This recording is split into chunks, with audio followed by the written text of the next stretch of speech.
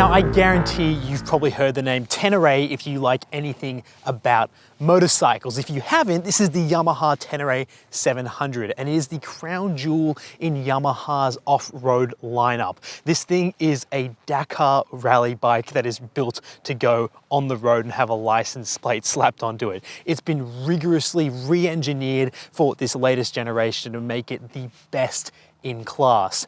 Don't believe me when I say that? Well, Ryan over at Fortnite, who is a far more successful motorcycle reviewer, said he would trade his BMW GS in for one. And he said that is high praise because he's been reviewing those bikes for over 10 years and found this bike to be the most impressive ADV he's ever ridden. Now, this bike here costs $1 less than $20,000 right away. And that's a lot of change, but I think you're getting a lot of bike. It misses out on some fancy features, but we're here to test it out both on-road and off-road to see how it shines there. And I'm here to let you know from an amateur's point of view if this is a bike worth picking up, or should you go for something maybe a bit less expensive. My name's Cameron, this is Product Review Cars, but this is a motorbike review. Let's get into it. So we're getting this windshield up here, we're getting quad LED lights, and they are really nice and bright, but I really don't like the indicator design. They're looking really dated compared to the more modern LEDs we're seeing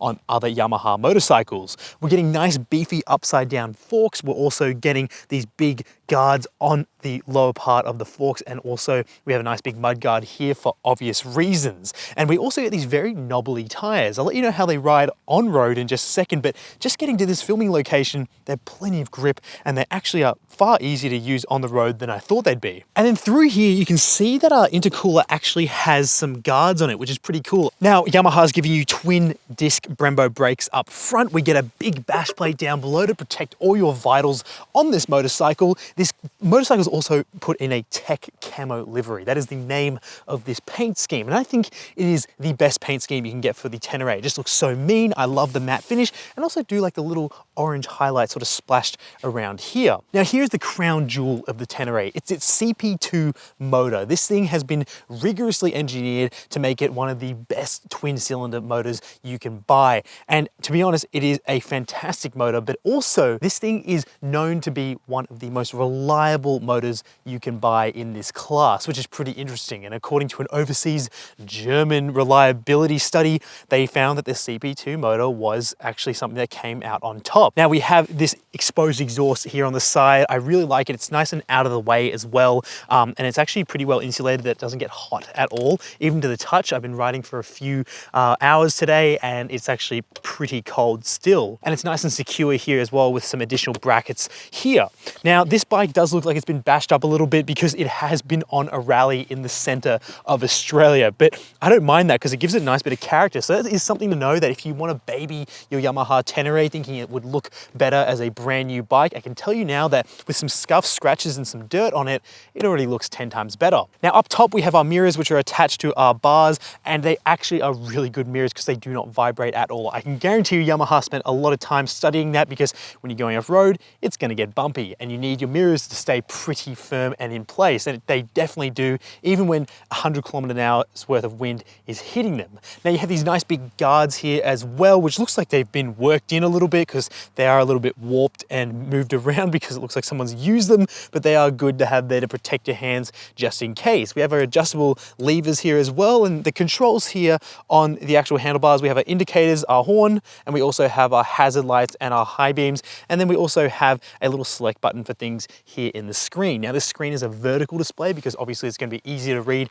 as a vertical display when you're sitting upright or standing up. You also have a little 12-volt socket here as well to charge any accessories, which I think is quite good, especially for charging things like a phone, or if you go camping, you can use that to, you know, power some small items. Now, the frame of this bike has been worked through extensively. It's nice and slim, so that is something that Yamaha really wanted to make sure, is that this is a slim bike and it's, you know, as low profile as it can be, and it makes it more comfortable for when you're off-roading. And also, this motor is a stress member of the frame, and that means that you actually get a really good weight distribution on this bike. It's actually one of the best in class. It is a 52-48 split, which is actually near perfect. That is something that you really want when you're riding on a bike like this. And another fact is the suspension setup. So one, it is, yes, very soft, and that is something that you're gonna need when you go off-road, but it might be something that could be a bit annoying the second you start trying to put any power down from the CP2 motor. So Yamaha have taken measures to avoid squat. So squat happens when you're accelerating and the back of the bike will start to push down just like that, but they've angled up this rear swing arm here to make sure that you're getting a nice amount of tension to make sure that this squat isn't over pronounced, and it means you can still steer the bike. I really love the ground clearance this bike offers. There's no awkward bits of body or fuel tank or bits of engine that are hanging down too low that you're gonna get worried about snagging. Now this seat here is super spongy, very comfortable for long trips. This secondary seat at the back for pillion passengers is okay, but it's not something that I would want to ride on for a long period of time. Instead, they've put some little loops here that means you can secure any items that might need securing with either some netting or any sort of string, which I think is quite good, especially if you're going adventuring or camping. Now this is going to be the real test. As an amateur, I am not really that experienced in off-road motorcycling compared to other reviewers like Ryan from Fortnite. Instead, I'm going to show you from an amateur's point of view how easy this bike makes off-roading and how approachable it does, because that might be one of the best tests for this motorcycle, because if it really is that good, it should be able to take someone like me and gain confidence going off-road. So let's see how this thing goes. So I found getting away on the Yamaha Ténéré to be actually pretty easy. This thing feels really approachable, but it is a tall bike. So if you're shorter, you might have a problem getting your feet down on the ground when you're going to a stop. I found the seating position to be really nice and comfortable. I sat nice and high, and I felt like I was just really confident riding this thing. Now, it does feel like a high bike, so if you're not used to that riding dynamic, you might be a bit spooked by how the wheels sort of poke out when you're sort of going in for a lean, because you're sitting higher up compared to something like a sports bike or even a sports touring or even a naked bike or a cafe racer. You are sitting higher up. Now, I love the windshield. It kept a lot of wind off my chest. It was great. The mirrors, like I mentioned, were so still, like they weren't vibrating all over the place. It was really quite good. And that CP2 motor was so nice to interact with. Had plenty of low down torque, it had plenty of pickup, and it had enough high end, but it didn't really feel lightning quick, but it felt like it had enough pace on the road that you wouldn't be stuck if you had to go and overtake someone. Now, the obvious downside with having more grippy off-road tires is that those knobbly tires aren't as grippy on the road. So it was a little bit sketchy at times riding this thing on some wet pavement and smoother sections of road where I would have felt more confident having a road tire or road compound setup, because yeah, this grip is not fully intended for road use. It's more of an off-road only tire, but nonetheless, I still felt pretty good. But I felt like I couldn't really attack corners as aggressively as I could in obviously a road-based tire. Now, this off-road tire was enough to give me plenty of grip, but I just had to be wary of pushing it towards the edge, as you would expect in a knobbly tire like this. Now, the suspension is so comfortable. That's part of the reason I loved riding this thing out on the highway. If you need to go on the highway for whatever reason, this thing is plush as on the road. It's just so comfy, and you're not going to end up with like a sore back or anything when you're riding out on this day to day. And it's a lot of fun to go over speed bumps, and it is a bit of a fun vehicle to throw around on the back streets if you need to. And I found it really easy to stand up on this bike and sort of look over cars as well if you need to, and it was just really comfortable. So if you are going to commute on this thing, it's going to be no problems just like getting around. It's really quite nice and comfortable. It's slim as well, so it's going to be easy to lane filter when you need to do that. And parking this thing was no dramas, but yeah, I found it a little bit of a struggle, and I'm 5'11", but if you're going to be shorter than 5'11", you're probably going to find it a bit hard to put your legs down all the way on the ground and maneuver this thing at low speeds. Now, it's also worth talking about the sound of this thing. It was really quite nice. I love the sound of that CP2 motor, even with this stock exhaust setup. It sounded really quite nice, and I really enjoyed just laying on the throttle, and it had a really good exhaust sound to it. Now, as for the brakes on this thing, I did feel the rear brake to be a little bit lacking. but the front brakes were plenty because they're twin discs up front, but obviously there's a lot of dive that happens when you lay onto the brakes, so you just got to be a bit preemptive. It's not going to stop, obviously, the same way as a road bike. But yeah, if I was commuting on this thing day to day, I'd be pretty happy. It's just that comfortable, but I probably would change the tire compound or just have a different set of wheels if I wasn't going off-road every single day. And once I hit the dirt, I absolutely found like I was at home on this bike. It was so comfortable straight away. It just felt like it had plenty of grip. Now, dirt riding for me is a pretty new experience, and obviously I'm going to start doing more of this the more bikes I review, but the Ténéré felt like a perfect first bike to go out and tackle the dirt. It felt like it gave me plenty of grip when I needed it. I love the visibility. Again, all the things that make this thing comfortable on road translate to off-road, and then the knobbly tires obviously work the best here, so it was even better off-road. Now, it was really nice to lay on the throttle. There was a predictable amount of sliding that happened on the rear tire, which was actually quite a lot of fun once you sort of got used to how this bike was behaving off-road.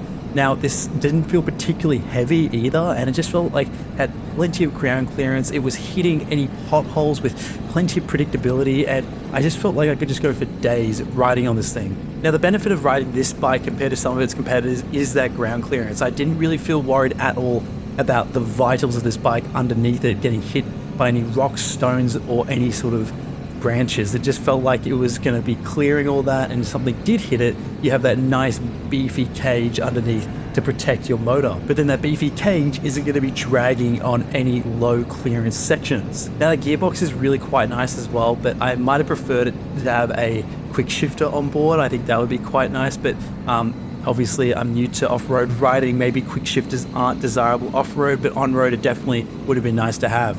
Now, I felt the weight distribution of this bike to also be really quite nice. So going up steep hills and down steep hills and turning corners, it felt like I just had a great amount of control over this bike. I didn't feel like I was going to lose control or I was out of my depth. I felt like, as someone who was new to off-road riding, I could easily get comfortable cruising on this thing, and even felt like it was giving me a little bit of confidence to go a little bit faster where I might not have on another bike. And so after my time riding off-road, I sort of thought to myself, this would be my go-to bike as a first off-road ADV, with plenty of ground clearance, plenty of power, and all the interactions you have with this thing are nice and simple and pretty predictable as well. There's nothing too fancy here, but everything is engineered perfectly to give you enough confidence and grip and also control when you're going on the slippery stuff. Now look, my favorite ute I've ever reviewed is the Ford Ranger Raptor, because that thing was so much fun, had plenty of power on the road, and was fun to play around with